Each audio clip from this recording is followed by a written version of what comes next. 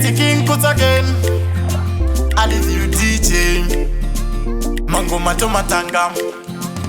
Mango matomatanga, mango matomarova, mango matomapisa, mango matomasiya, mango matomatoka, mango matomarova. On.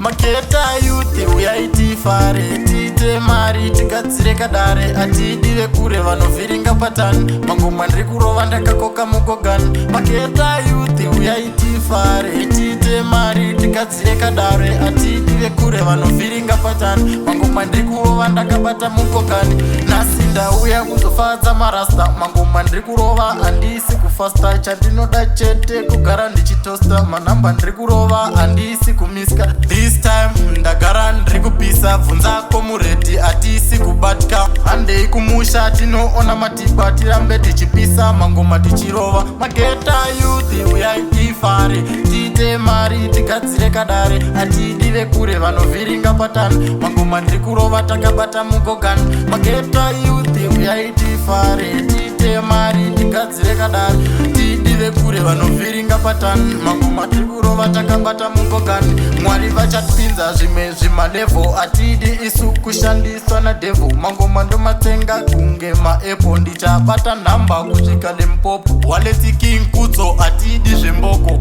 siya zvakashatawo ita zvakanaka vane godom vachauya nedaka ukaziva izvozvo chakanaka chakanaka. Maketa youth uyaiti fare tiite mari tigadzire kadare tidive kure vanovhiringa patani mangoma ndiri kurova ndakabata mugogani. Maketa youth uyaiti fare tiite mari tigadzire kadare atidive kure vanovhiringa patani mangoma ndiri kurova takabata mugogani. Nasi ndauya kuzofadza marasta mangoma ndiri kurova handisi kufasta chandinoda chete kugara ndichitosta manamba ndiri kurova handisi kumiska. This time ndagara ndiri kupisa bvunzako muredi atisi kubatka handiri kumusha tinoona matipa tirambe tichipisa tirambe tichirova. Maketa youth uyaiti fare tiite mari tigadzire kadare atidive kure vanovhiringa patani mangoma ndiri kurova takabata mugogani. Maketa youth uyaiti fare tiite mari tigadzire kadare